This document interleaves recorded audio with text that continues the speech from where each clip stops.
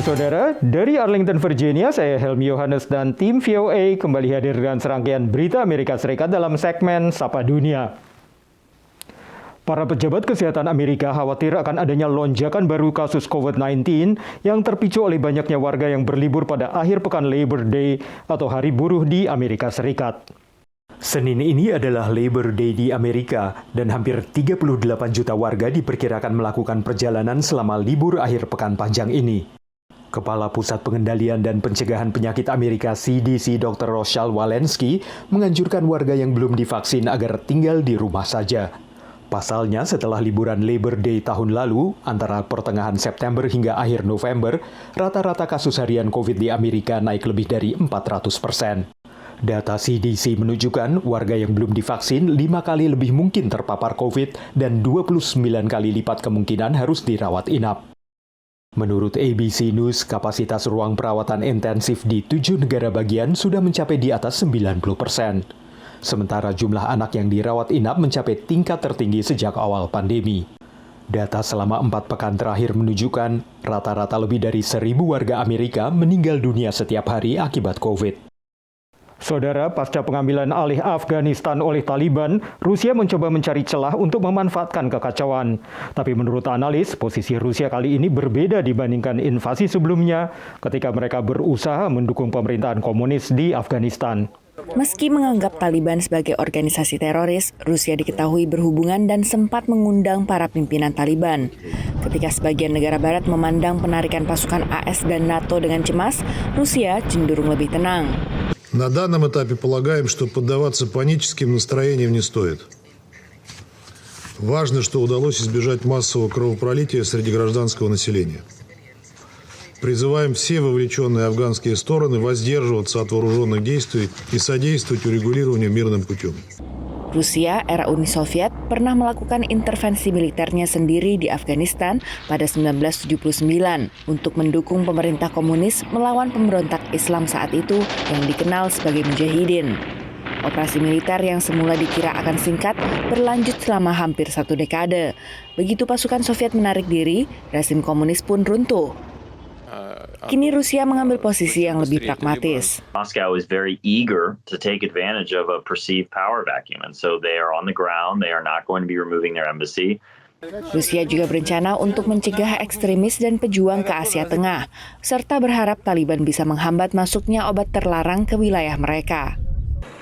Namun penarikan pasukan AS jadi keuntungan propaganda bagi Kremlin. Of course, Afghanistan also matters internationally for Russia as a showcase of, the weakness of the United States, which also benefits Russia significantly as a talking point and an example in its efforts in places like Ukraine and Venezuela and elsewhere. Berdasarkan laporan NPR, sejak pertengahan Agustus, Kedutaan Besar Rusia di Kabul berada di balik penjagaan Taliban, seiring dengan penarikan pasukan AS dan jatuhnya pemerintahan Afghanistan. Demikian laporan VOA. Beralih ke banyak orang yang mencari investasi alternatif selama pandemi ini, seperti mata uang kripto, barang seni, bahkan kartu olahraga yang menawarkan potensi imbal hasil lebih tinggi. Penjual bahan koleksi ini memperkirakan penjualan kartu olahraga tahun ini akan melonjak 3 kali lipat dibanding tahun lalu.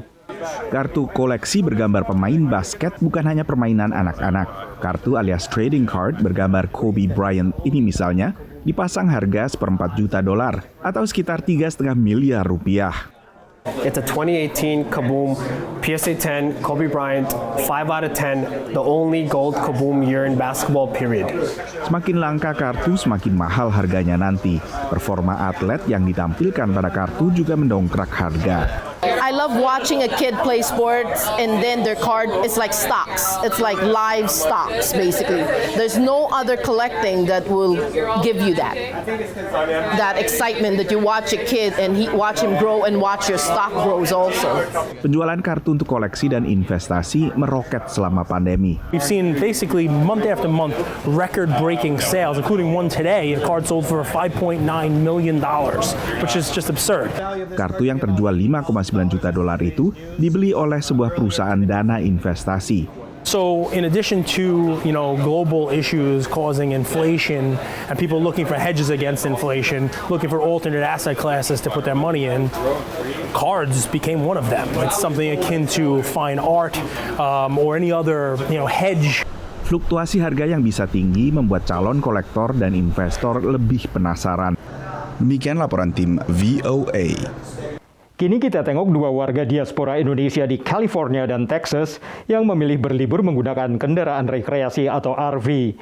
Menurut mereka, liburan dengan RV memberikan fleksibilitas waktu, dan yang utama keduanya bisa mengontrol kebersihan selama liburan. Kita belum confidence, kita belum berani gitu untuk naik pesawat atau naik public transport yang ketemu banyak orang, itu kita masih pikir-pikir gitu. Terus, tapi kita udah desperate banget. Aduh, gimana nih caranya gitu kan. Setelah lebih dari setahun bekerja dari rumah karena pandemi, Ambar Briastuti, diaspora Indonesia di Triburon, California, mulai merasa bosan. Bersama suami dan putrinya, Ambar memutuskan untuk berlibur dengan mobil rekreasi atau RV. RV menjadi pilihan karena putrinya yang berusia di bawah 12 tahun belum dapat divaksin, dan Ambar juga memiliki penyakit komorbid.